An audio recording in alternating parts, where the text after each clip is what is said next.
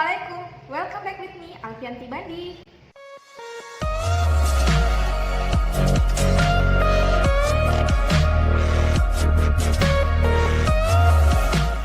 Well, today we are going to talk about personal pronouns. What is personal pronoun? Personal pronouns are short words used to represent people or things. In English grammar, a personal pronoun is a particular person, group, and things. Okay guys, let's start our lesson today. Check it out. Nah, jadi personal pronoun adalah kata ganti yang merujuk pada benda atau orang tertentu. Oke, these types of pronouns. Sebenarnya ada 12 pronouns ya, tapi di sini kelihatannya ada 7, nanti saya tambahkan 1.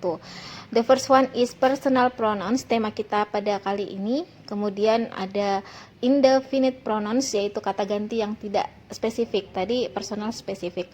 Kemudian ada relative pronouns. Ini relative pronouns adalah kata ganti penghubung. Kemudian ada intensive pronouns, yaitu kata ganti untuk penekanan pada noun atau pronoun yang mengarah kepadanya.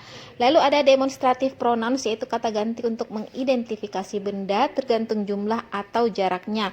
Kemudian ada interrogative pronouns, yaitu kata ganti untuk menanyakan orang atau benda. Yang terakhir ada reflexive pronouns, yaitu kata ganti untuk menyatakan bahwa objek dan subjek itu adalah orang atau benda yang sama. Nah, yang saya mau tambahkan 1 yaitu possessive pronouns, yaitu kata ganti milik atau kepunyaan. Seperti yang saya ucapkan di awal bahwa tema kita khusus hari ini adalah tentang personal pronouns. Oke, baik, sekarang kita lihat point of view-nya. Jadi gambar pertama adalah first person atau orang pertama di sini, yaitu I. Dan yang kedua, gambar kedua yang berbaju merah itu second person atau orang kedua sebagai lawan bicara dari I, yaitu you. Dan orang ketiga third person yang perempuan, she, ini adalah yang dibicarakan oleh orang pertama I. Selain types of person, yang perlu kalian pahami adalah two forms atau dua bentuk yang bentuk orang ya. Yang pertama itu adalah singular, yaitu satu orang, kemudian ada plural atau lebih dari satu orang atau jamak. Baik, kita ke contoh kalimatnya. Di sini ada laki-laki ya. This is Mark. Namanya Mark. This is Mark. He lives in London. He di sini adalah subjek dari nama Mark. Kemudian kalimat kedua, this is Jane. She is Mark's wife. He loves her. Nah, di sini she adalah sebagai subjek dari Jane.